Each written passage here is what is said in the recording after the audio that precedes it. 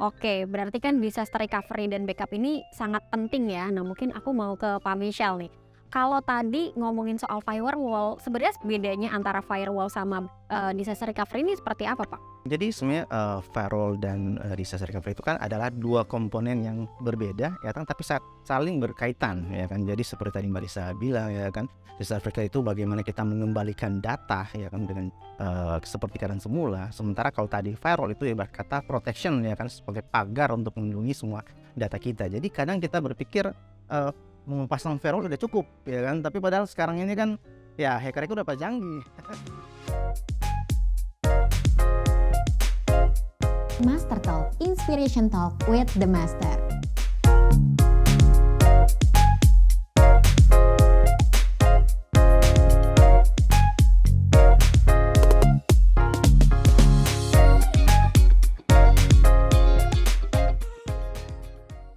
Oke, berarti kan disaster recovery dan backup ini sangat penting ya. Nah, mungkin aku mau ke Pak Michelle nih. Kalau tadi ngomongin soal firewall, sebenarnya bedanya antara firewall sama, disaster recovery ini seperti apa, Pak? Jadi sebenarnya, firewall dan, disaster recovery itu kan adalah 2 komponen yang berbeda ya kan, tapi saling berkaitan ya kan. Jadi seperti tadi Mbak Lisa bilang ya kan, disaster recovery itu bagaimana kita mengembalikan data ya kan dengan, seperti keadaan semula. Sementara kalau tadi firewall itu ibarat kata protection ya kan, sebagai pagar untuk melindungi semua data kita. Jadi kadang kita berpikir, pasang firewall udah cukup ya kan, tapi padahal sekarang ini kan ya hacker itu udah pada canggih. Betul, udah pada Udah pada canggih. Jadi, ya itu pasti ada aja celah-celah yang bisa disusupi oleh para hacker untuk masuk ya kan. Jadi, istilah kata kita ada firewall itu kita pasang di depan ya kan untuk melindungi data-data kita, sementara disaster recovery atau backup itu kita pasang di belakang.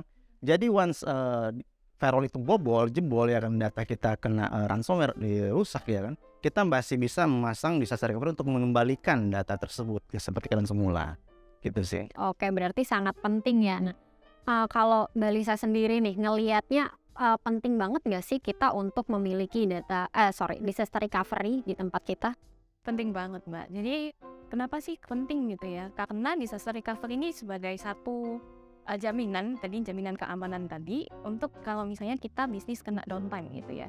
Coba kalau misalnya kita nggak punya satu backup atau data yang kita bisa recover gitu ya, maka bisnis juga kehilangan data yang cukup banyak gitu. Apalagi kalau misalnya backupnya kurang bagus hasilnya, jadi bisnis mau mengembalikan data jadi perlu waktu yang cukup panjang sehingga bisnis nggak bisa berjalan secara kontinu lagi, sehingga revenue-nya juga akan berkurang gitu. Jadi bisnis impact-nya sangat besar nih kalau misalnya kita nggak punya disaster recovery atau backup yang bagus gitu.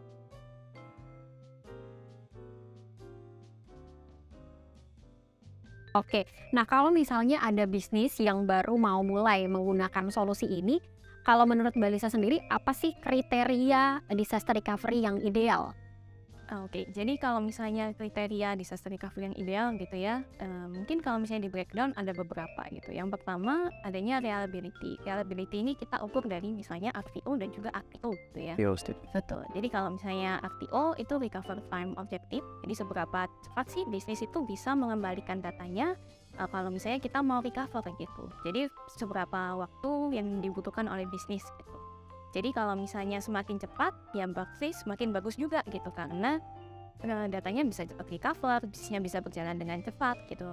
Nah, yang kedua itu ada RTO. Nah, kalau RTO itu recover point objective, jadi seberapa banyak sih point in time yang bisnis punya supaya dia bisa recover ke point in time tersebut gitu. Kalau misalnya semakin banyak, semakin rapat-rapat gitu ya RTO-nya, maka data yang hilang juga akan semakin kecil juga gitu. Nah, yang kedua itu berhubungan sama ROI atau return of investment. Jadi kalau misalnya return of investment ini kayak efektivitas biaya. Bisnis ini perlu invest seberapa besar sih supaya data-datanya terjamin dengan baik gitu ya. Jadi kalau misalnya kita bisnis lihat dari point of view, kalau misalnya ROI-nya atau misalnya investasi yang harus dia berikan gitu ya, harus dia invest itu cukup besar, tapi sebanding dengan besarnya revenue yang harus dia proteksi, maka juga nggak apa-apa juga gitu disaster recovery-nya jadi oke-oke aja digunakan gitu. Nah, yang ketiga itu harus fleksibel gitu ya. Jadi disaster recovery ini karena kita juga mulai masuk ke arah hybrid cloud, Itu juga kita harus punya disaster recovery yang juga mencakup ke arah public cloud juga gitu, hybrid cloud juga. Jadi Sekarang itu udah banyak cloud sih. betul, karena kita kebanyakan user dia biasanya IT-nya ada di on-prem, ada juga di cloud gitu ya. Jadi hybrid cloud gitu. Jadi apakah ini solusinya disaster recovery-nya bisa mencakup keduanya? Apakah adanya vendor lock-in gitu ya? Kalau misalkan nggak ke-lock juga gitu. Jadi user punya fleksibilitas juga gitu ya.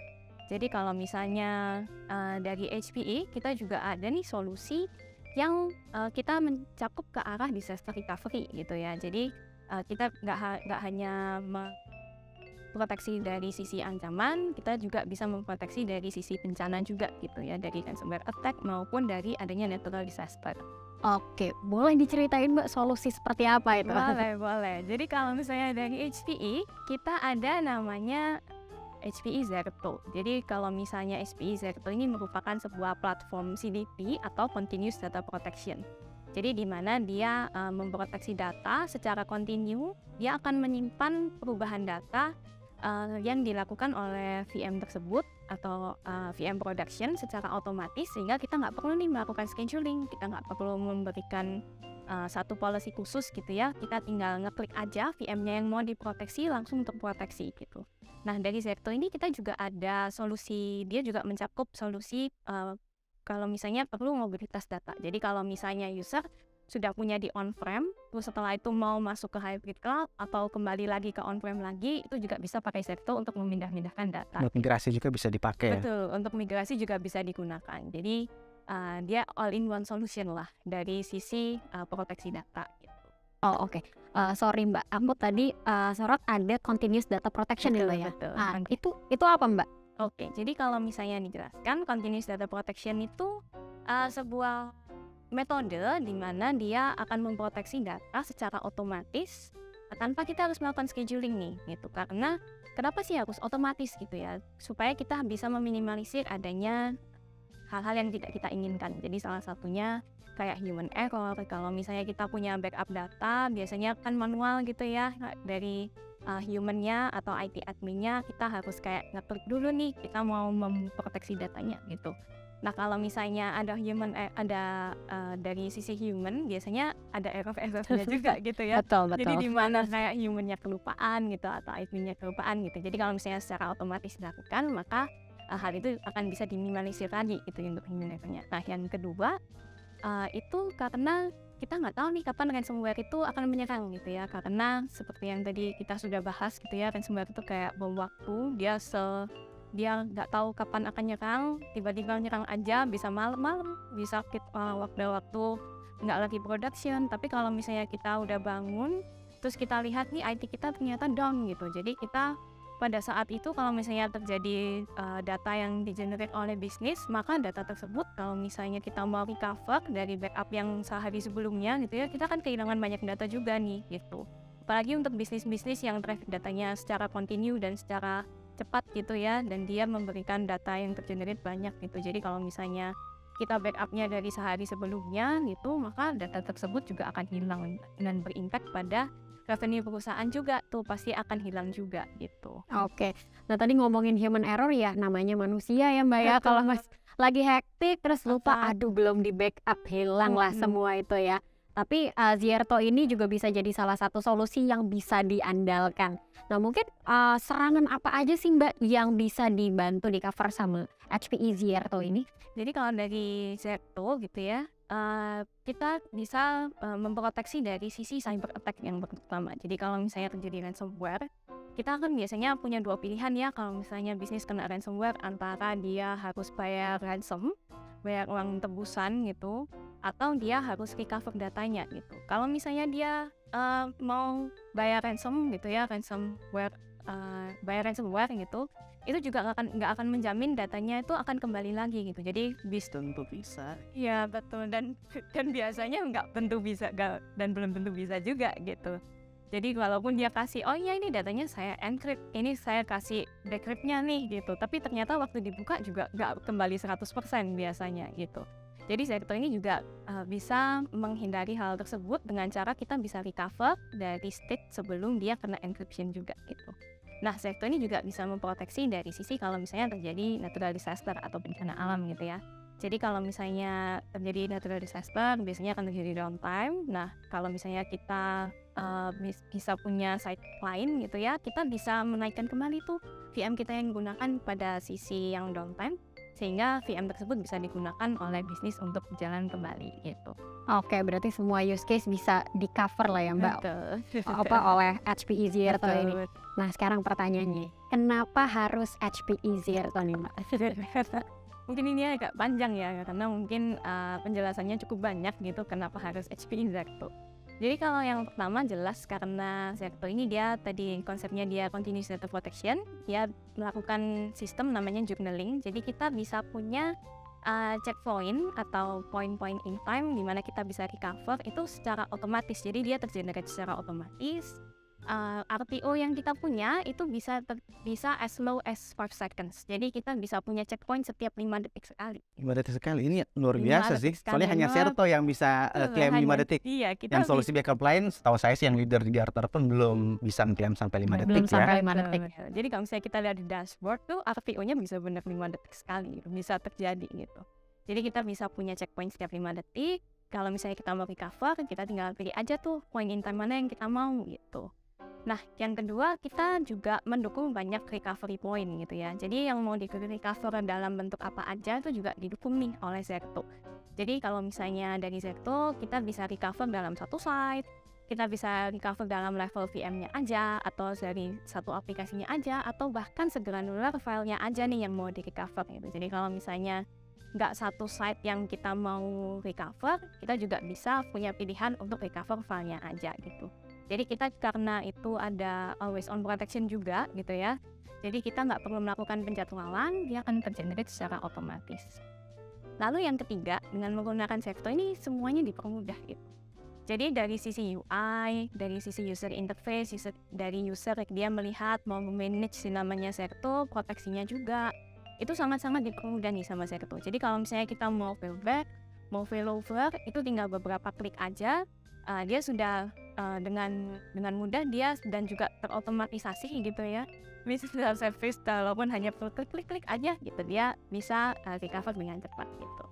Lalu Zerto ini juga mendukung adanya integrasi ke public cloud gitu ya, atau multi cloud gitu. Jadi kalau misalnya user punya banyak cloud gitu ya, walaupun manajemennya mungkin untuk satu site dan site lain mungkin agak berbeda, tapi kita bisa punya visibilitas yang cukup menyeluruh gitu dari semua lingkungan yang diproteksi oleh Zerto juga gitu.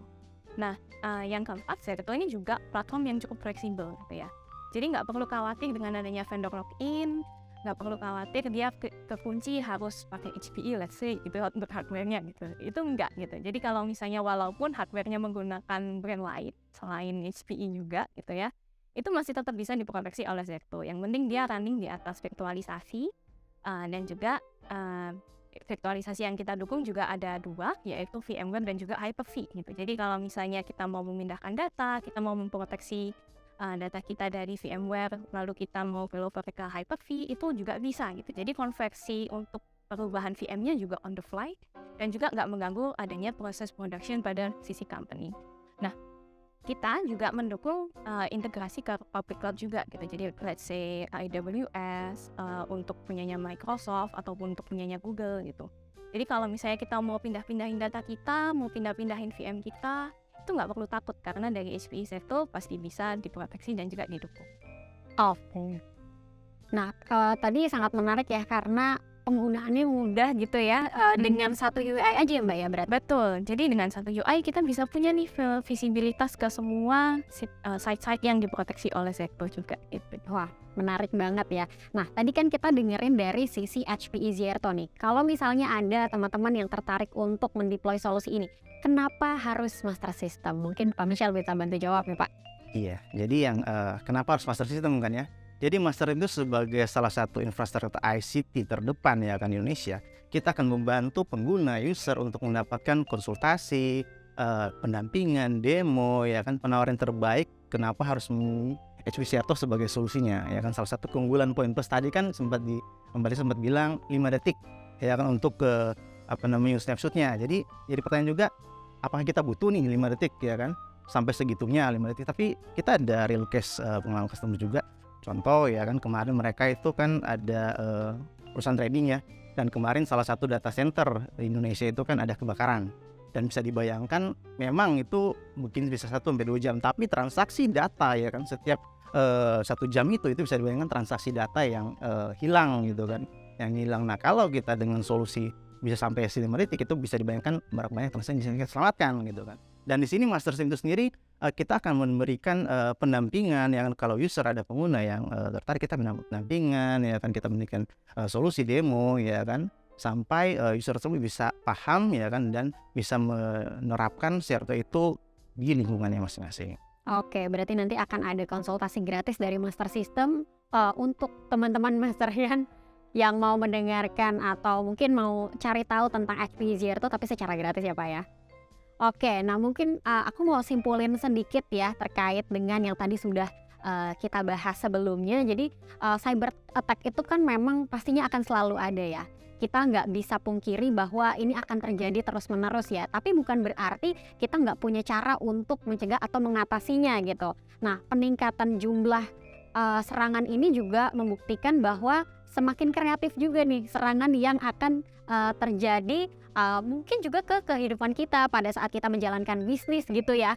Nah jadi kita harus memperhatikan sekali bagaimana kita menjaga data kita. Nah seperti yang tadi Mbak Lisa dan juga Pak Michelle udah sempat singgung ya, HPE punya solusi disaster recovery dan backup yang bisa membantu kita untuk mempunyai jaminan untuk kembali beroperasi tanpa gangguan yang tentunya bisa lebih cepat dan juga fleksibel nih. Jadi mungkin teman-teman Masterian yang bekerja di bidang IT pasti pernah mengalami secara langsung ya gimana sulitnya mengelola workload di era hybrid cloud seperti ini ya. Nah sekarang udah nggak perlu khawatir lagi karena dengan HPE Zerto ini teman-teman bisa dimudahkan dan mengelolanya juga hanya dengan satu UI saja. Proses instalasinya juga cepat, cuma butuh beberapa menit aja dan nggak sampai 1 jam juga udah bisa langsung digunakan ya Mbak ya. Nah di sisi lain Master System juga bisa membantu mengimplementasi solusi ini dengan mudah. Tadi juga kata Pak Michelle ada konsultasi gratis. Jadi untuk Masterian semuanya yang tertarik menggunakan HPE Zerto bisa langsung email kita di markom@mastersystem.co.id atau teman-teman juga bisa langsung chat ke official WhatsApp-nya Master System yang ada di bawah ini. Oke, mungkin terima kasih untuk Pak Michelle dan Mbak Lisa sudah berdiskusi bersama hari ini dan tentunya saya sendiri mendapatkan insight yang luar biasa nih dari pembicaraan kita hari ini. Karena apa yang kita bahas ini cukup dekat dengan kehidupan kita ya. Kita terima email phishing, terus ngeliat bagaimana serangan yang terjadi di akhir-akhir ini gitu ya. Dan mudah-mudahan teman-teman semua juga menjadi lebih tercerahkan gimana caranya mengatasi cyber attack yang akan terjadi di masa yang akan datang. Kita sama-sama bantu, nanti teman-teman bisa langsung chat ke kita dan tanyakan terkait detailnya di WhatsApp ataupun email Master System Infotama. Oke, sekali lagi saya mengucapkan terima kasih untuk narasumber kita yang luar biasa hari ini. Dan teman-teman juga jangan lupa untuk tonton terus Master Talk di YouTube channelnya Master System Infotama.